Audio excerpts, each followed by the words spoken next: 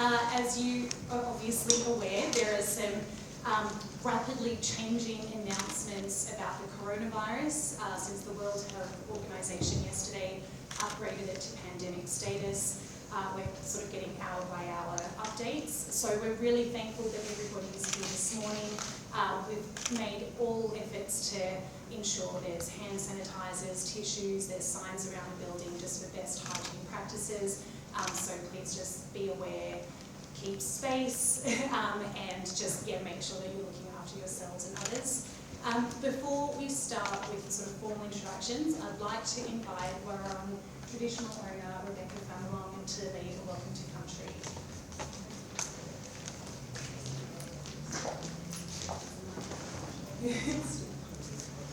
So Kumbani Nari Rebecca, Kumbani Warrawong Jarson, Warrawong language I say to you. Welcome, my name is Rebecca and welcome to Warrawong country. So we stand here today on Warrawong country, the land of my ancestors. I'm a proud traditional owner, which means that my connection to this land is strong. Country is well, if the land is well, then I am well. The reason I am a traditional owner is that my great-grandfather, John Robinson, who was the last surviving Wadawurrung person, has passed that bloodline down to me. So I carry that bloodline that represents resilience and strength.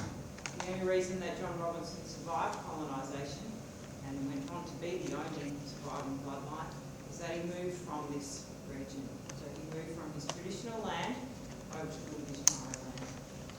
So I carry that bloodline.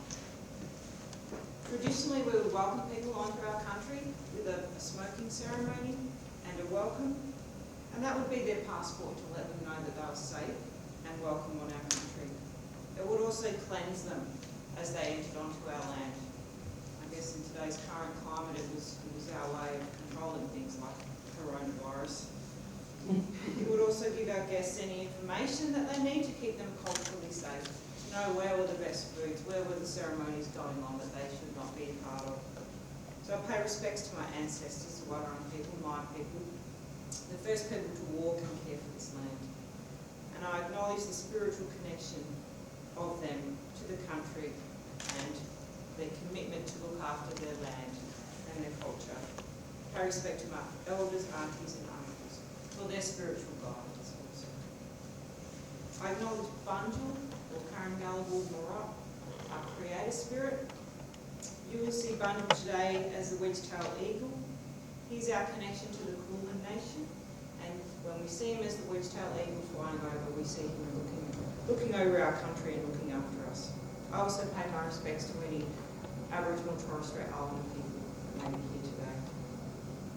So this land we're gathered on today is, was and always will be Wadawurrung traditional land.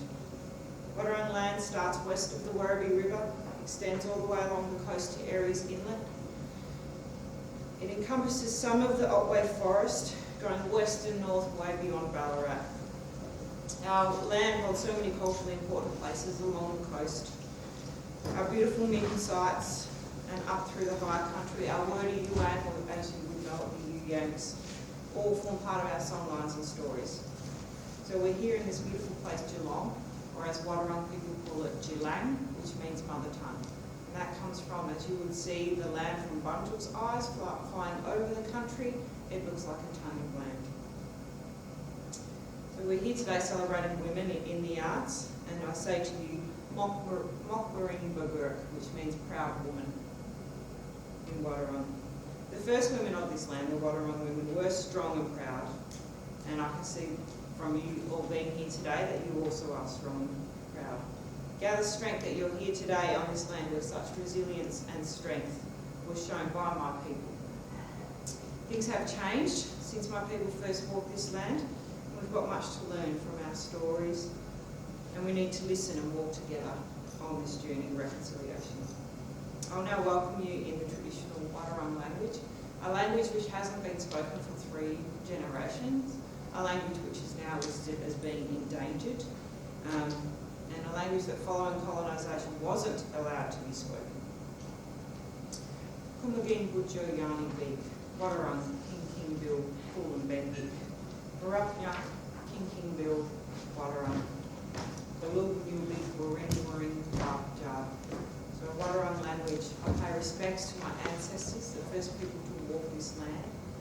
and I acknowledge their spiritual connection to water, country and culture. Poloni, Guli, Regur, Gubada, Waranjar, welcome women and take care of the country. And Olivia with Nawa, Colin Wanagal, which means may we learn and walk together. Yapni, thank you.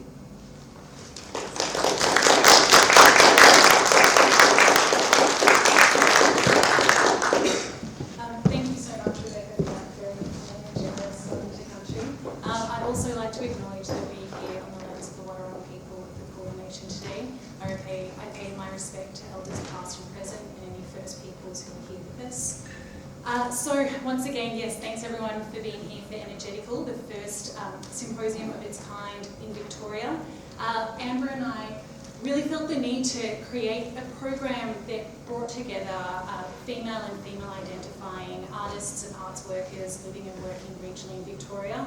As regionally living artists and arts workers, we realise how important it is to bring together a community, to find others that are practicing, similar contemporary practice or working in more isolated or rural areas, and work out how we can amplify voices, how we can collaborate, connect, engage, and just support each other across the region, across the state. So we're really looking forward to seeing what the conversations and outcomes from today are, and hoping that we can continue these throughout the year and to turn this into an annual event of celebrating all of the incredible women that we have working in the region. As everyone can see, sort of looking around, there are some changes with coronavirus. We have had a few people that have had to unfortunately cancel their speaking sessions. So we're going to be changing the format a little bit this morning, and that may update throughout the day if more speakers unfortunately have to cancel. But we're really encouraging the audience to be active participants for each session. So it will be more of a panel conversation with audience, moderator, panel members. It will be not so much people on stage talking to people in the audience. We'd really like everybody to be an active participant in the discussions. We will be really sort of wanting feedback and thoughts on how to proceed with everyone. Just let's all work together. Let's be women working in the arts, be collaborative, start off this way, and we can be just quite agile in how each session will run. I'd like to hand over to Amber just to chat a bit more. Yeah, I'd just like to say hi and welcome everyone as well. Thank you so much for coming along. It's been a huge undertaking to try and sort of get something of this nature happening.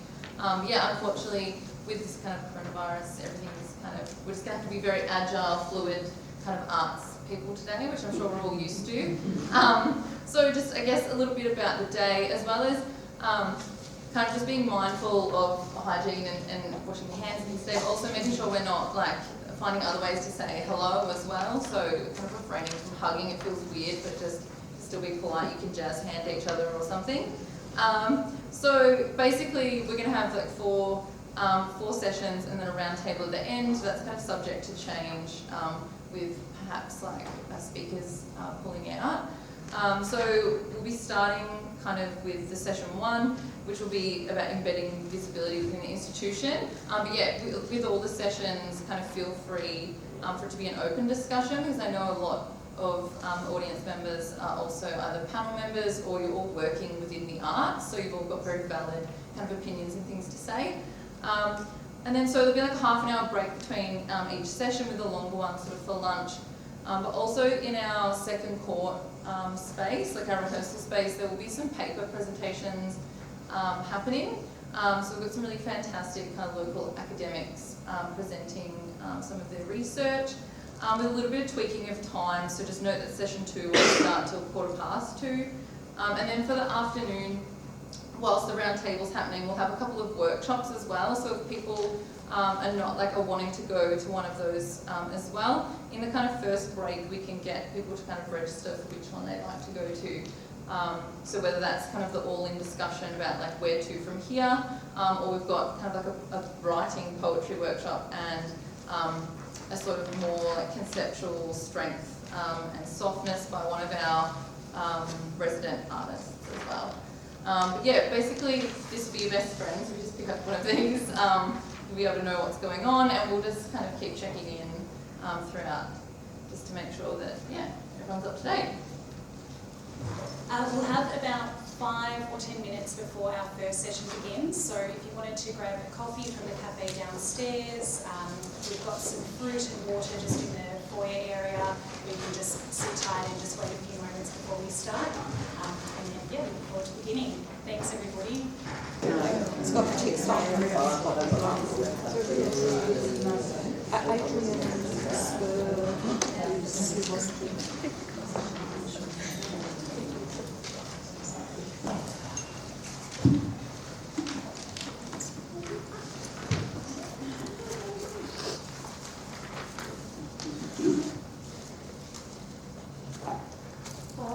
good morning, people. Great to see you here. Look, firstly, I would like to pay my respects to the traditional custodians of the country on which we're meeting today, the Wurrung people. I pay my respect to their elders, past, present and emerging, and to the great creation spirit, Bunjil, or Wedgetailed Eagle, who circles the skies watching over us, who has circled the skies over us, looking over us, since the time of dreaming. Just to give you an idea of where I come from and my background, I just thought I'd give you a quick rundown on what I do and what I've done, and my involvement in art over the years. I'm a descendant of both the Yorta and Barabbaraka people, neighbouring tribes from central Dungala River area, now known as the Murray River, and that's around Echuca on the Big Bend, top of Victoria. It's the place where my family were detained on missions at Maloga and Cumragunja, and my grandmother, my paternal grandmother, was born there in 1904. My great and great-grandparents were talented stockmen and shearers in and around the area, and they made a good living working off the mission.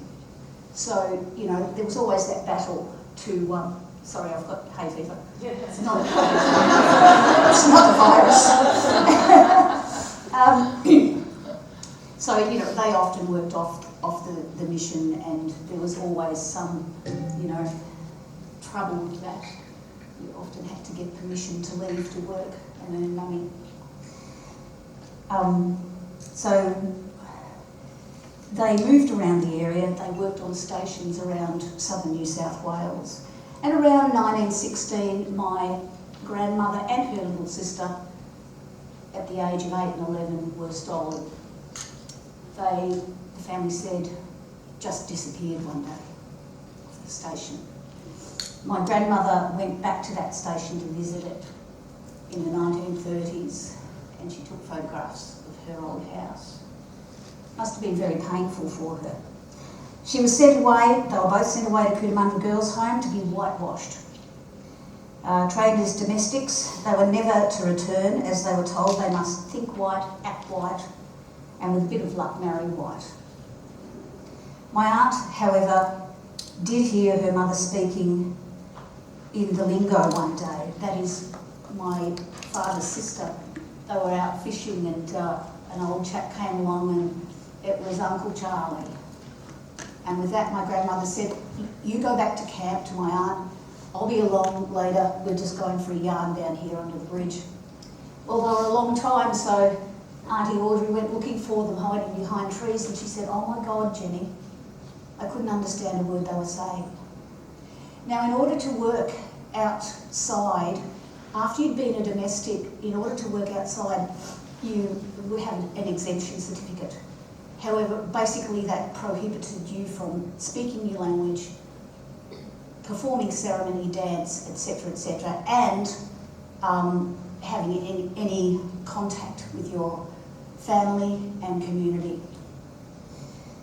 So that's sort of, you know, my family's background. My dad was also taken away. He was sent to the homes as well and sent out to work on farms, mainly out in the Western District here.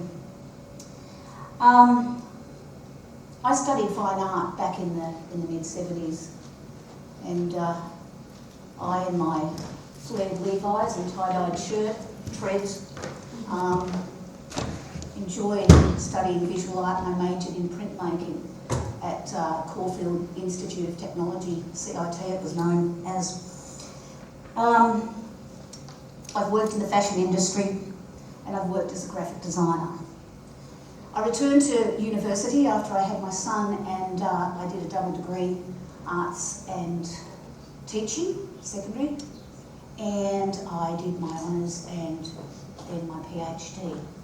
For the last 10 years I've been lecturing at Deakin University at the Institute of Career Education, which is my passion. It's so rewarding to work with Indigenous artists from all over the country and the Torres Strait, and there are some brilliant young people and older people, sorry, coming out of the university.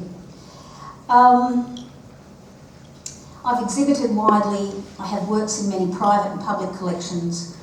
My thesis was titled Indigenous Families Beyond the Voids of Colonial History, and it was a 40,000 word thesis in an exhibition of 10 very large works. Just in summing up, I guess, I grew up at a time where cultural awareness, history, comment, questioning, knowledge and governance was the sole right, possession and privilege of the coloniser. A place where very few women, and certainly Aboriginal and Torres Strait Islanders, dared to venture. This country was consumed by this, as was every aspect of celebration and worth for Indigenous Australians. As a young woman, I wanted validation and celebration of the diversity of our peoples, acceptance and understanding rather than a colonial denial of our worthiness. I have fought for cultural inclusion in every area of the curriculum to promote understanding and acceptance of our various perspectives on history.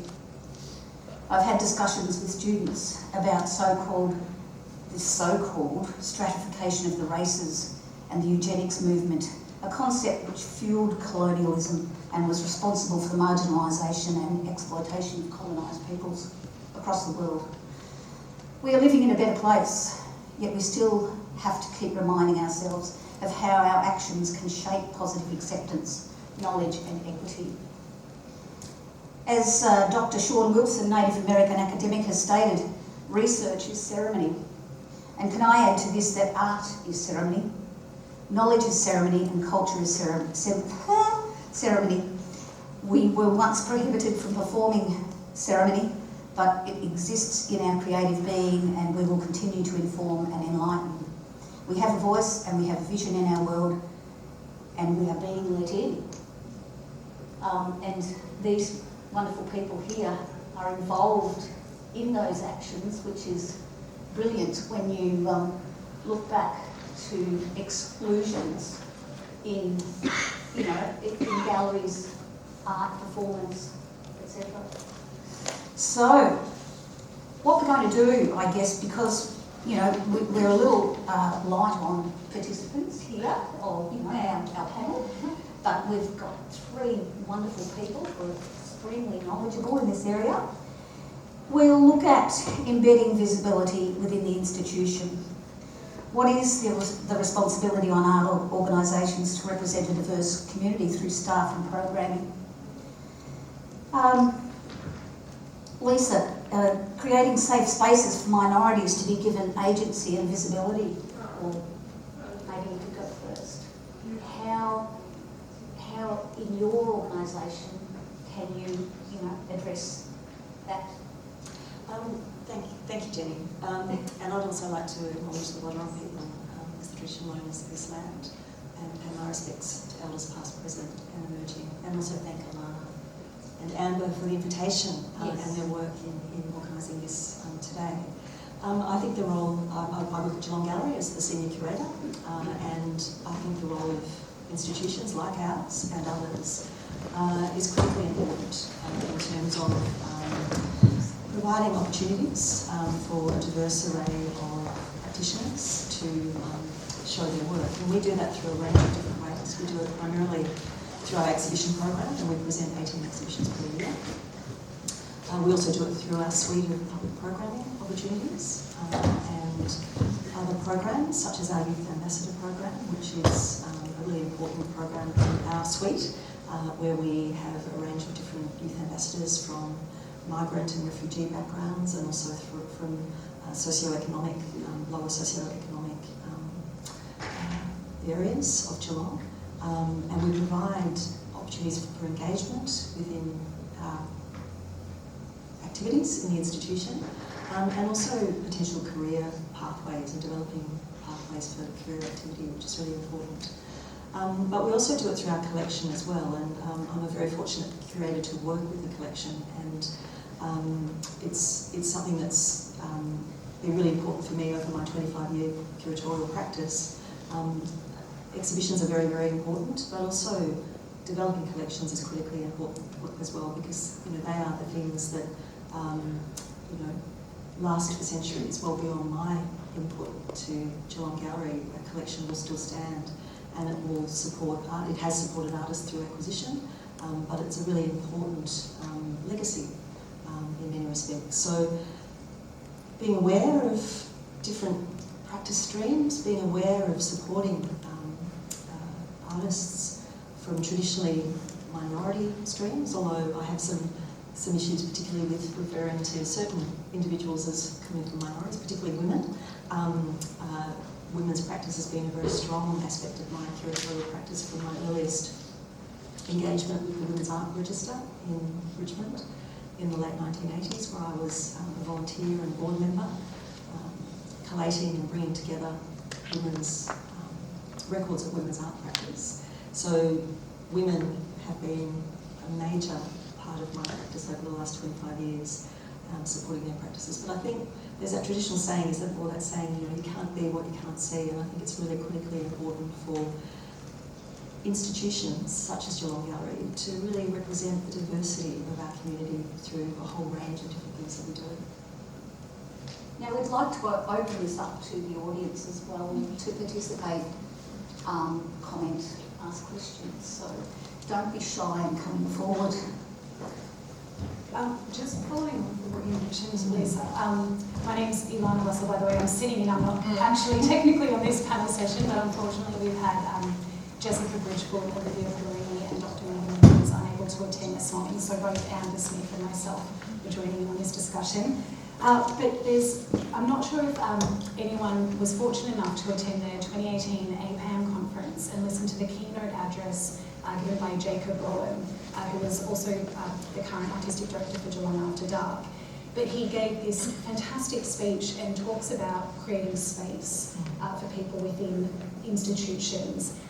He talks about the fact that there are no First Nations run and led theatre spaces, but First Nations groups are invited in to present in theatre spaces, but wanting to just give over to organisations and say, how can we, here is space, how can we support, and you take full creative artistic control, we'll just give you the space to program however you would like. And so that's been something that we've really tried to embed within platform, and just collaborating and just giving space to people and working with as many different members of the community, First Nations, culturally diverse groups, working with artists with disability on some really fantastic projects here, but just making sure that people know that this is a safe space for people to be part of the programming.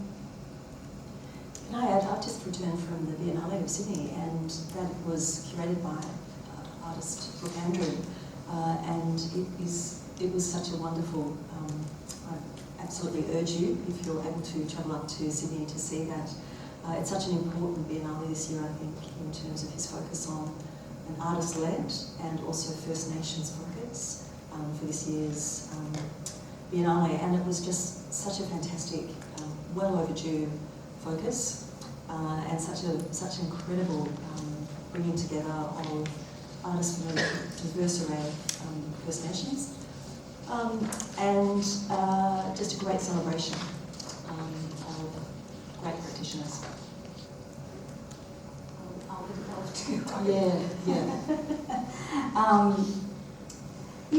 Look, in the past, I guess there have been some tokenistic efforts forgoing tokenistic programming and embedding diverse participants and projects within the organisation and its ethos. How can you, I mean, I would imagine that, you know, involving Indigenous people in Indigenous events, involving refugees in refugee events is really important, you know, and so that the people who are the producers of the art are involved. It's so important that, you know, Absolutely. the word is heard. Yeah, absolutely. I think a program really needs to reflect the diversity of our community, without a doubt. And you know, we know that the institutional models historically have been very much driven by a particular white Anglo-Saxon male agenda, perhaps. Yes. But I think, you know, increasingly we are moving in and have moved in a much more positive direction in terms of giving space, safe space, and also opportunity for artists to share their practices. And I think, you know, we need to incorporate indigeneity, different socially and culturally diverse representatives, people with various range of abilities, and also you know, female practitioners as well. So it's critically important. Yeah, and I think, you know, as a person who's worked in education, I'm a secondary school teacher and I lecture at uni, it is so important for organisations such as galleries and libraries and theatres to have a diverse representation in the arts. You know, is knowledge. It's so important for us to be visible and there and you know, out there. And it's like I worked for the Department of Education and Training for a while, training teachers. There's the cultural understanding and safety training 4-hour program that every teacher in Australia, or at this point in Victoria, is committed to do, and it is about looking at other perspectives and a culturally inclusive curriculum in a colonial education system. And it's been huge. Like I was going around to many schools, like for 2 years, talking to teachers and encouraging them to have culturally inclusive material within the curriculum. And now it's mandatory, which is really great. So the Department of Education has taken that on board. And that's how we're going to grow our young people up to be, you know, citizens that are aware of the diversity in this country. So besides working at a platform, also lecturing at a university in Melbourne, but I know like a big part of what we've been talking about as well is making sure that our lectures based on art history or based on sort of even contemporary practice, like that we're really showing students a really diverse range of artists, so not just those like classic, you know, like white male arts history sort of examples, but yeah, showing them like just all sorts of diverse practices, just to make sure that that we are sort of including that kind of visibility and diversity like within that arts practice.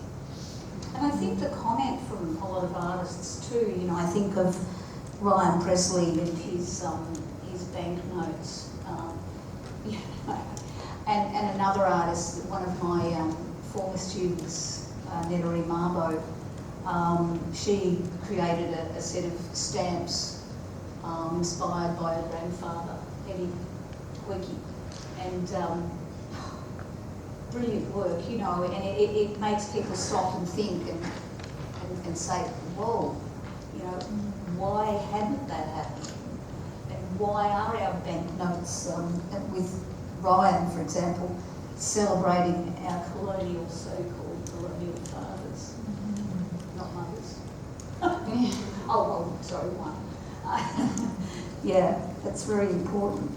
But I kind of touched on your mention of how important the education stream is, and just to talk about a really great program we have at Geelong Gallery, We See Recognition, which has been going for a number of years, and I believe you've been involved with it over the years.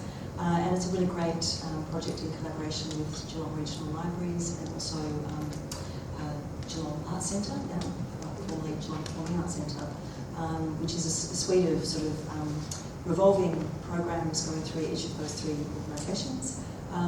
That is a series of workshops for primary school students in which First Nations artists are engaged to work with different school groups. And of course they create beautiful works discussing issues around reconciliation and the importance of Indigenous culture. And that is realised then in a wonderful exhibition that's hosted each year of student artworks. So that's a really important program which will continue in our suite of learning and audience engagement and public program suite moving forward. But there's a real appetite in the education stream. We get a lot of responses from educators in our region to learn more about embedding issues around indigeneity and Indigenous culture in their school curriculum, which is fantastic, and I think speaks of a seismic shift in the way that we are acknowledging and celebrating what is a unique culture to Australia and should be celebrated. It's, you know, I was fortunate to grow up in a family with an Indigenous father and a mother who was an artist. So, as a child, I really benefited from going to all of those places of knowledge, art galleries, libraries, museums. And, you know, as a young woman, I questioned what I saw and would have discussions with Mum as to why it was so, you know, male Anglo-Saxon and honouring the colonials and stuff like that, you know. And it's been so refreshing to see the changes over the decades. And, you know, just to realise too that our students, our young people go to these places to be informed, to learn, to be exposed to art, which, you know, is public comment on what's going on in the world. Anyone in the audience got anything to add or question for any panel? Oh, I suppose I'm just sort of thinking, I'm a bit concerned about the lack of opportunity to say for the regional communities to show. Like Geelong Gallery years ago had a regional space set aside. I'm not quite sure what happened to that, but just sort of maybe connecting to that is the lack of a VCE opportunities in regional places. So we just had the VCE show the EGB open. And just there was someone in Geelong organising one through the local art society, and it was just so fantastic to see.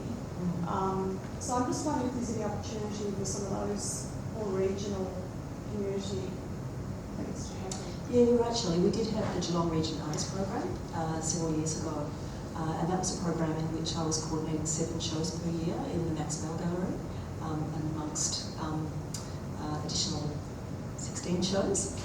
So it was a pretty heavy and time-consuming model, but an important one, absolutely, in our program. We phased that out during the library redevelopment period, where we had to restrict a few and close a few galleries, but we still have a strong focus in the regional area. We've moved the model more so to an invitational model.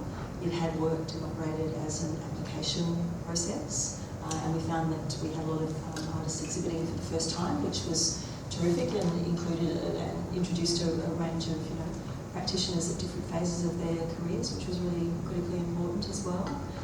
But we've had to rationalise the number of shows that we do per year, and we've been trying for one curator. I'm sure you can appreciate 21 shows per year is a heavy program of exhibitions to curate. So we've reduced the number of shows by necessity to about 15 or 16 per year. So although you might not see 7 of those regional shows per year now, we still have a number of them within that program. As to the student, the VCE, you're right, the NGV does do the VCA touring exhibition. We do have a strong focus on student exhibitions, but not so much on VCA at the moment. There's always an expectation that the gallery can be all things to all people, I guess, and we try and be that as much as we possibly can, but I'm sure that there are, as you've raised, some areas that the community would still like us to be focusing on and developing. And they're on our radar, most definitely, and they'll hopefully appear in our program moving forward. I'd be interested to find out, oh, sorry, got a question. I have a question. Lisa, you may have actually spoken of this before I came in, so I apologise if so, but the notion of inclusivity is really fundamental to us being able to make some really important shifts with regard to women, Indigenous people, people with disability, all of those. But it seems to me that it must be reflected at board level. And so I'm just wondering if Geelong Gallery has actually become cognizant of making changes at the board level to be more inclusive. There's a degree of gender inclusivity or equality within the board, but I take your point. At the moment, we don't have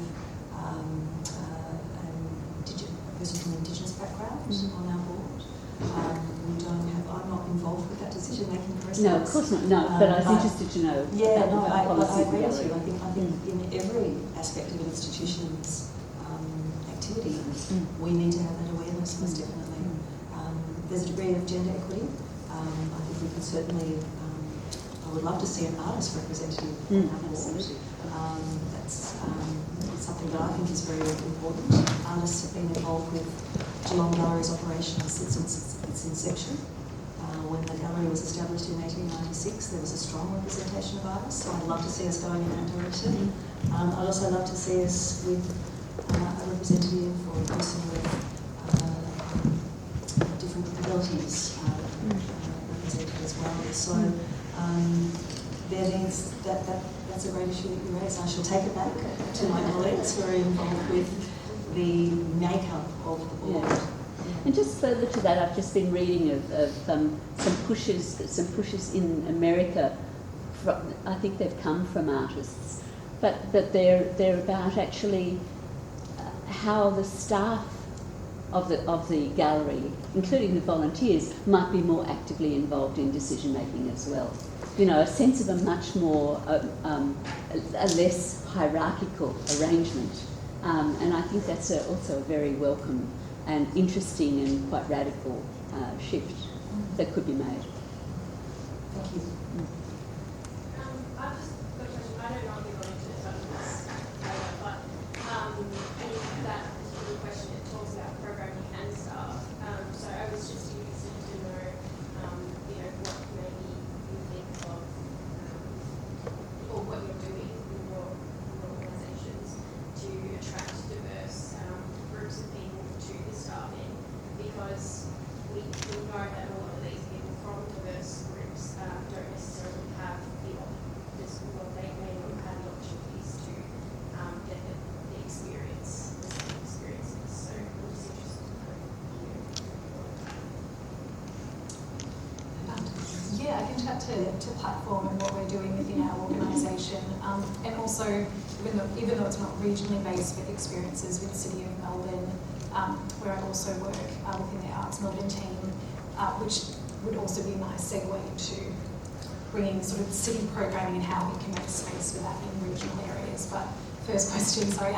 So with Platform, we really strive to create a safe, inclusive space for staff and for people that work within the programming team. So we actively encourage and seek people from the LGBTIQ community to be part of our staff, culturally diverse staff members, which we have representation from both.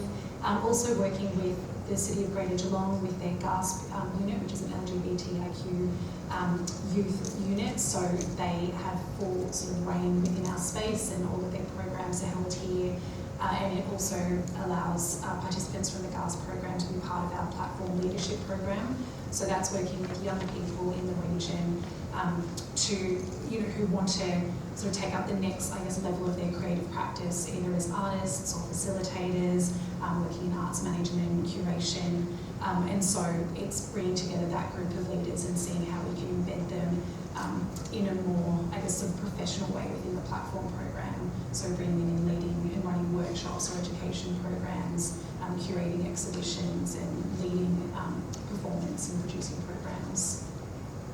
I've also I'm really curious to know, because I know there are quite a few people here in the audience that work in Melbourne or have had background working in Melbourne organisations as well as working in regional organisations. And I've been lucky enough in quite an extensive freelance career to work with a lot of different organisations, events and programs. And one that springs to mind is the Other Film Festival, which I produced with Arts Access Victoria. It's an incredible festival. It's the only one of its kind in Australia. It's a film festival by for and with people with disability. When I worked with them, we did a full takeover of Arts House in North Melbourne, which I'm not sure if people here are familiar with that venue, but it's probably one of the most inaccessible venues you could possibly find. So we built a massive, record-breaking ramp at the front of the building so that everyone entered from the exact same space. And it was just an incredible program of films, workshops, and just visibility for the community. And we really wanted to tour that whole festival regionally around Victoria, around Australia. But in terms of cost and in terms of audience engagement, it just hasn't been feasible so far for us to do the full festival sort of takeover in centres. And I find that as well working with City of Melbourne and Melbourne Festival for Tanderum, which opens the Melbourne Festival. So instead of doing a welcome to country or a smoking ceremony, we bring together the 5 Eastern Kulin Nation groups to come up with, to work together over 6 to 9 months to create an actual work that opens the festival and invites and welcomes all of the international and local guests to Melbourne. And how we can start to bring that into our programming in regional centres instead of just doing a welcome to country or a smoking ceremony or screening a film as part of a bigger program by an artist with disability. How we can have full takeovers in spaces and how we can take those financial risks and those risks and be able to bring programs that exist in Melbourne out to the regions. If anyone has any thoughts or experience of doing that, I'd be really interested to hear. Maybe it's an ongoing. Martin had a question there. I might just talk to Footscray Community Arts Centre, which I directed for a couple of years before moving to start recently with City of Greater Geelong, managing arts and culture. But it was a place that from communities, from participants who came from diverse communities, referred to it as one of the few places that they felt cultural and safe and were able to create their creator and create what can lead the creative process. And in fact, referring to libraries as one of the other very few places where they can be safe. But in answer to the question around the responsibilities of boards in that, I think that leadership at the top, having that representation there, is really fundamental, because it meant that every decision that was being made, that sort of went down from that through to the staff and through the programs, and then the impact that had on the way in which the place was able to be respected and felt like that place was really taking some leadership in that area. And I don't take responsibility for that. So this is 40 years of really being committed to this area. But it's very, very challenging. You have to be prepared to really let go of decision making, be completely open to the uncertainty and risks that come with that. Very kind of difficult conversations that need to be had, almost daily. But the phenomenal rewards that come from a place that can continue to be sort of leading the way and really putting other organisations on, on the spot in doing that. And I think that it's a place to continue to learn from. It's amazing how quickly when you leave an organisation like that, you can forget yourself that you need to continue to challenge yourself in this kind of space. And I say that as a white cis male, amongst many in this city, that I'm very, very conscious of that. And trying to think about what I learned during that time there and how that can continue to influence the position of the responsibility that I have in the city now. But it is a place, I think, that is good to look to. Probably one other thing to say is that we try to create a whole new festival, sort of think about the other film festival, Due West Festival, trying to shift the way in which there continues to be a very similar type of director of Australian festivals, arts festivals, and to put together and the next one does this as well, is certainly not the only festival, but really take the collaborative leadership model and representation.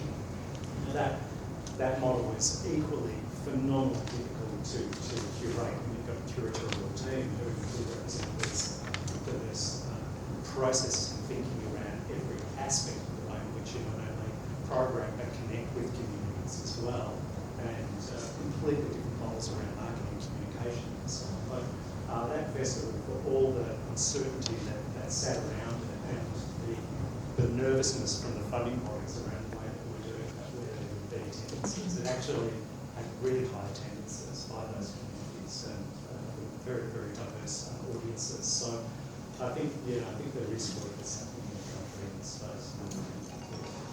And Martin, you've touched on something really interesting, which is that notion of the funding bodies and the risk-averse nature of funding bodies, and about getting that balance between what we know we want to be doing, but the funding situation that we find ourselves in, which can sometimes be quite challenging and not want us to take risks as well. So yeah, it's a fine balancing act.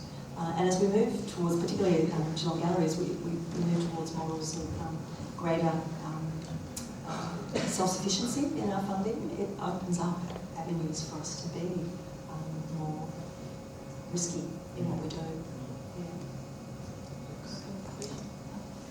Just for a few people speaking to us when we're gone, but just a few things that I've heard there. I think in the context of the board and representation of the board, it's actually not a choice anymore. The funding, I would actually flip what you're saying. So the funding bodies are taking the lead in this space, and they're making it really clear, particularly Australia Council, from my understanding, is it's not okay. It's not okay if you don't have representation, Indigenous, artists, accessible, all the representation of diversity on the board. And it's not a choice anymore for organisations to go, well, it's not, we're not ready for that choice, we're not going to take that risk, because you actually won't be funded. So I think that's really important, that the funding bodies are actually, I think, potentially leading a bit in this space. I agree. I think the balance needs to be absolutely flipped. We need to be leading our programming. We need to be embedding the things that are important that need to be embedded. I agree. And the other thing I just wanted to pick up on is just the idea of looking to Melbourne or Sydney to take work to regions, and I just think that is inherently problematic. The regions across Australia are diverse, rich, active. The artists and the practice that happens in those regions is extraordinary, and we need to find ways to resource and support those artists and those organisations to continue to do that, but not to look to another for an example. I absolutely agree. agree. I think there's some language issues here.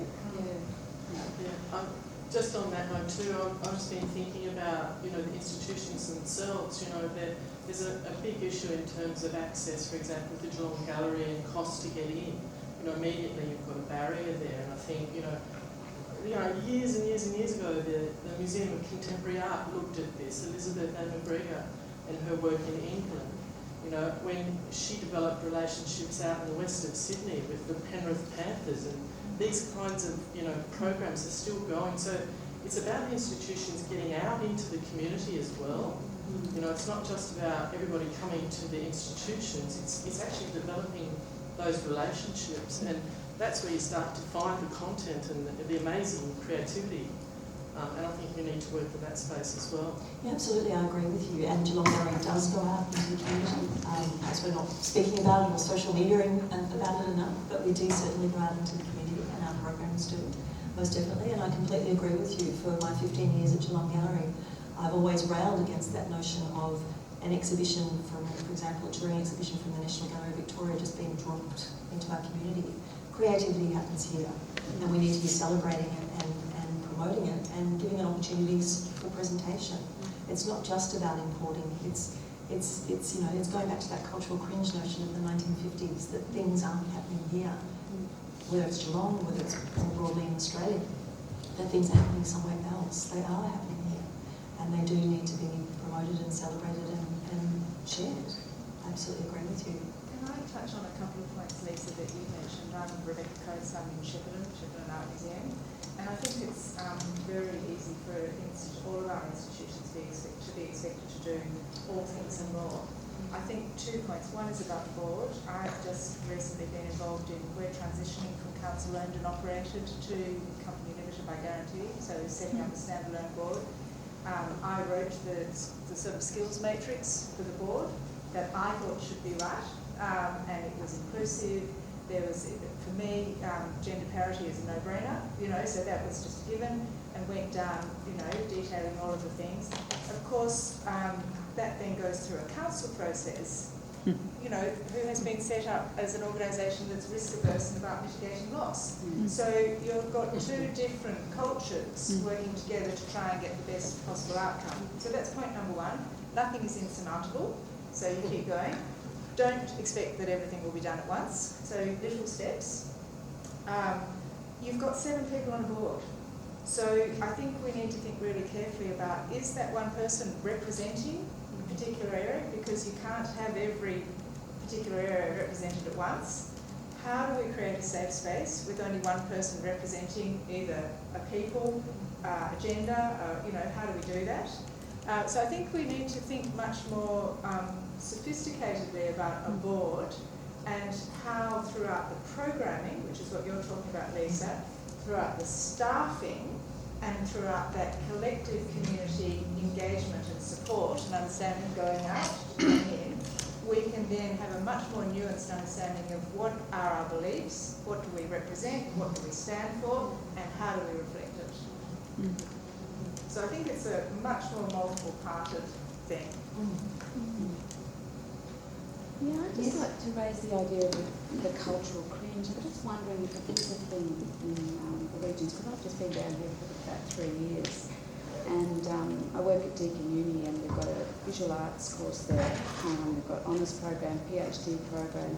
And I know that at the BCA and other universities, they have a connection to galleries for their students. For example, they have a competition and they curate students' work into a larger curatorial theme.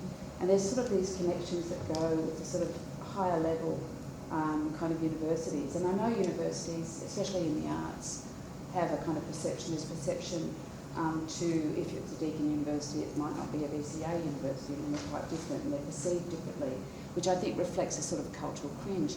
And I just wanted to think and sort of tease out this idea that if we are in the regions, we don't have a critical mass in the same way that we have in the cities.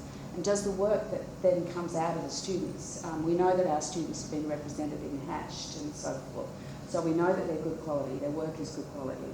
But is the work going to look different, you know? And if it looks different, are they going to have the opportunities to connect with someone like Geelong Gallery or Platform? I know Platform's under 26, which gets rid of a lot of opportunities for most of our students. But is there, you know, potential, or is there a cultural cringe? I've sort of been living here for a couple of years and just kind of wondering what's going on in that space. Or is it simply that we're too small, we don't have the critical mass yet? Yeah, I'm just trying to figure it out. And Lisa, I thought you might be able to have some perception in that area that you know, I'm not privy to, perhaps. Well, I have 15 years of experience of working here at Geelong. Yeah. And I feel one of the I think one of the issues that I've observed in my time here, I was really surprised when I arrived that there was an artist-run initiative here in Geelong, but it ended or closed soon after I arrived. I had nothing to do with its closure, but it did, and I felt that was a really great loss in terms of the ecosystem. Yeah. It's really important. Yeah. I mean, we work and exist in an ecosystem. Every institution, every component is critically important to the future of what we do. And that's one thing that I noticed too when I started teaching here. There's no artist run initiative. That comes directly out of that feed, but we are actually starting one up now. Yeah, look, I think Deakin brings a really important, it is a really important part of that ecosystem, most definitely, bringing artists through and being a vital part of the arts, whether it's what you're doing there on campus or engagement elsewhere. I think one of the things I've really observed is a tendency of, because of our proximity to Melbourne, a tendency of artists to leave Geelong and go to Melbourne and continue studying or continue with their product practice or join a studio in Melbourne or, I think the critical mass that you've raised is one important thing. I think sometimes it has felt like there isn't that critical mass here, and I'm not sure how other centres, we're going to hear later today from Louise from Ballarat and Rebecca from Shepparton, for example, and others. I think, I would like to see more in the ecosystem, and we're seeing other galleries being established. We're seeing commercial galleries. We're seeing some galleries that students have initiated here in Geelong, which I think is fantastic. We're seeing all of the great work, of course, that Platform's doing, and other cultural institutions here in Geelong.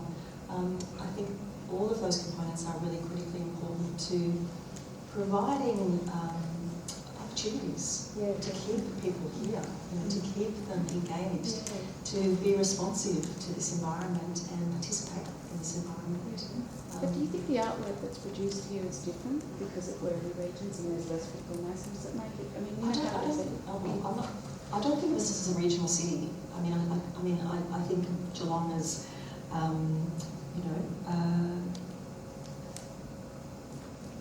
as an expanding and vibrant and which regional cities are, of course. But I think there's certainly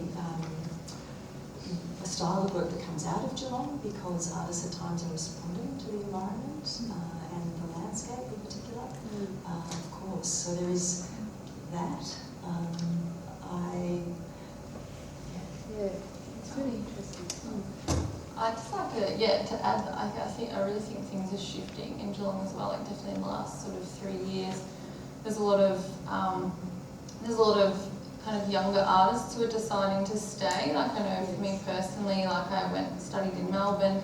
I still do some things in Melbourne, but sort of came back home and was like, there's so many amazing opportunities that could be happening in Geelong. Where people are sort of always kind of leaving or like no one's kind of staying.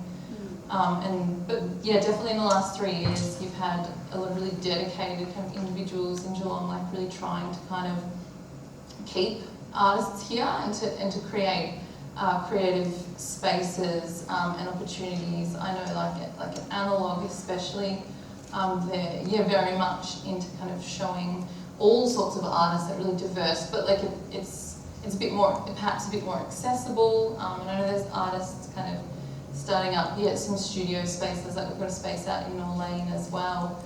I think a lot of people are staying here and then just trying to kind of make their own opportunities, because there is definitely like a huge gap in kind of from when you go from study to then like I guess where like a mid or established kind of career artist would show here.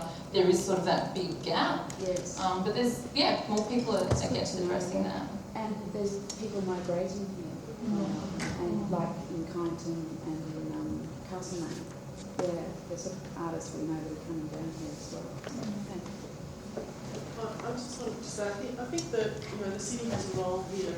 We're doing some research at the moment, just mapping out where everybody is. And I think that there is an opportunity in the future for us to bring artists together and have more conversations about this and look at how we can support our artists and really go into a little bit more detail about those needs and so, you know, there's not so much of that gap, for example, that, you know, we can start looking at, you know, those pathways and what does that involve, how can we support them. So we're doing that work as part of the development of a strategy for the city and, you know, like I know, I think we've got on our database something like 257 artists. I'm sure there's many more that, you know, we don't know about, so we've got to find them and get out and get them on our database so that we can communicate and then we can get everybody together. So we're doing some background work in that space and I think, you know, it's really positive for the future. That's great. Yeah, and I think just touching on what you said, Lisa, I was president of that last Arts Collective. Yeah, and the big work we did was to lobby for the Arts and Culture Department in Geelong because there wasn't one. So we sort of did that work, did a lot of exhibitions, did a big public sculpture exhibition at the Town Gardens and a lot of initiatives like that, and then kind of handballed it over to the council that as Arts and Culture Department emerged. So it's really good to see that Arts Atlas emerged with all the artists in that too. I'm going to probably flip this again and say, who's your tribe? Yeah. So I think it's our responsibility working within the arts to think about this a little differently. I think there is a sort of ambition and a sort of there's a how does the broader community perceive themselves? So that's the cultural cringe thing that you're talking about. There is a sort of consolidated mass thing that happens in bigger cities, we know that.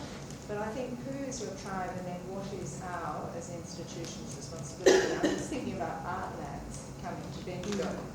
And you know, often, because you're more dispersed, because you're located or you live in the country or whatever it is, it's much harder to see a tangible mass.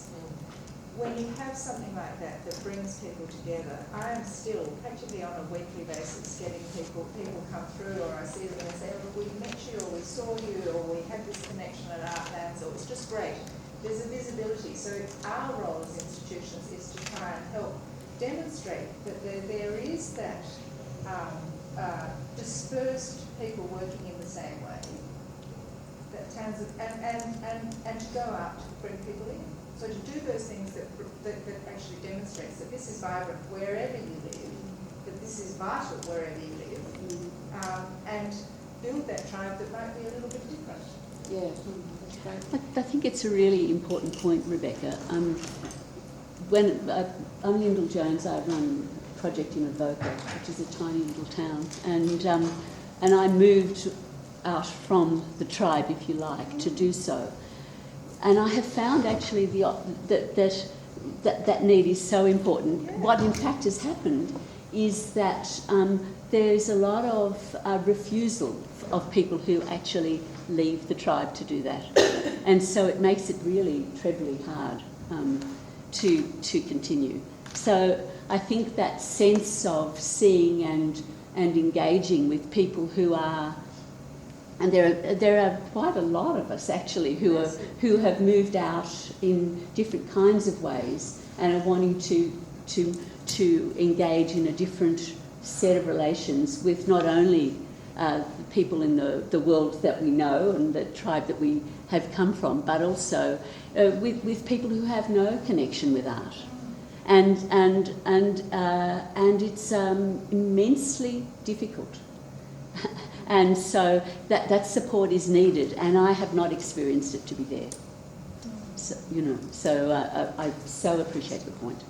So we found that just out of pure need to connect with other artists that are working at a certain intensity, usually coming from university, it's spawned this artist-run initiative that we're starting.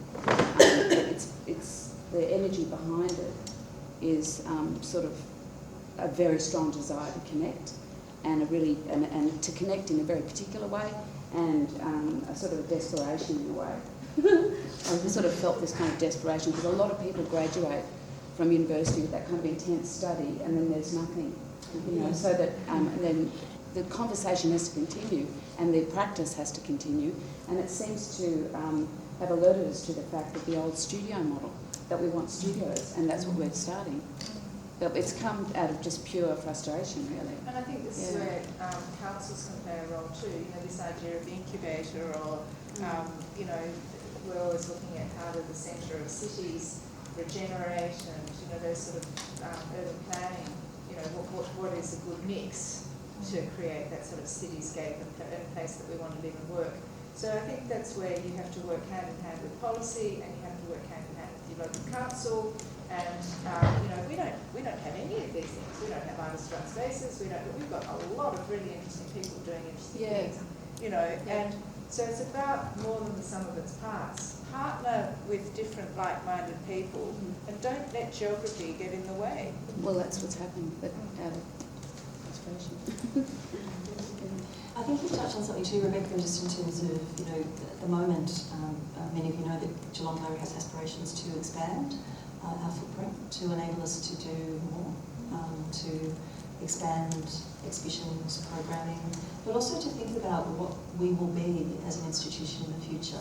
An expansion may provide us with an opportunity to think about studio spaces or residencies, even simple student workshops that we just are unable to do in the way that we would like to do them at the moment, because we're restricted with space and we don't have wet areas and all of those kind of things. So we feel like we're on a really pivotal point at the moment where we're rethinking the model of the gallery, and we look at sort of recent examples, for example, like GPAC turning into the Geelong Arts Centre and their redevelopment in terms of some of the spaces that they have opened up in terms of performance and rehearsal spaces, their incubator floor in which they're inviting tenants into the space to add to the vibrancy of what they do, the whole range of different programs and activities that are happening here at Platform. So I think institutions are hearing that the models need to change, and institutions are wanting the models to change as well. And it is a slow process. I'm hearing from you that there are things that you'd like to see us doing. But I see in many respects, you know, this is the conversation that we're having internally as a staff and at board level as well about, you know, what are the responsive models? What could this organisation be, knowing what its community is expressing? And I know that you're going through a redevelopment obviously at the moment, and a building that's well underway, and have been thinking about those very things as well. And we've been quite surprised with Platform, with our creative development and studio residency programs, that we do still have a lot of people from Melbourne who apply and who will come down every day for a month or for 6 weeks to use our spaces. So maybe it's, you know, responding to a lack of space and opportunities for Melbourne artists that they're coming over to Geelong. Sometimes we find that we struggle to bring in local artists, and there's more applications or proposals from Melbourne artists. But I think Kelly from Geelong Arts Centre is here. Yeah, it would be great, Kelly. So I'm the creative producer in youth and education at the Geelong Arts Centre, and one of the key things I was going to say is that, depending on your perception of our organisation, that it has been very inward looking. So it was very much about bringing productions down from Melbourne. It was about bringing the best performance experiences to the Geelong region. With our new spaces that have just been developed, the shift has been, let's look at what our artists are doing in this region. How can we support emerging artists? How can we actually be the incubator space for artists to create work, which then premieres in Geelong, which then goes to Melbourne and tours the world. So we're really, as Lisa's saying, responding to this, I suppose, cultural cringe we possibly have had in our past, to say, let's connect more with the people in Geelong, let's be, you know, the launch pad actually for great arts and artists in Geelong, and put our stamp on the world as a regional arts centre rather than the other way around. So yeah, it's really exciting at the moment. And touring is a really critical part of that, of saying things are happening here in Geelong. Creativity exists, yes, and we're nurturing it, presenting it, and sending it out to the broader community. Yeah. That's really important. Just thinking about that and studio spaces, I had in the past been involved with Maroondah, is it the gallery or art space there? They're located in Ringwood in an old primary school, and they've broken the building up into studio spaces for local artists, and that's been working for some time. Is anyone aware of that?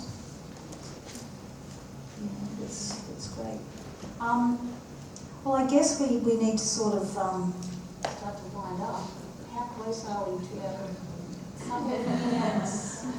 Well, look, it's been great to be here and to know, even, you know, for myself, the diversity of people here, what's going on, what platform are doing, and what the Geelong Gallery is doing. You're under the microscope, Sam. You didn't get to share the heat with the others.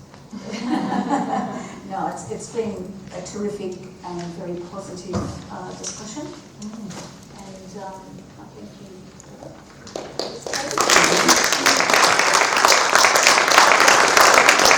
And thanks to the audience for getting involved. It's great to hear and to give people the opportunity to speak up and share ideas. Okay, thank you. Great, thanks everybody. We'll have a half-hour break, and then our next session will be back here, I think at 11. And 11, yeah. Great, thanks.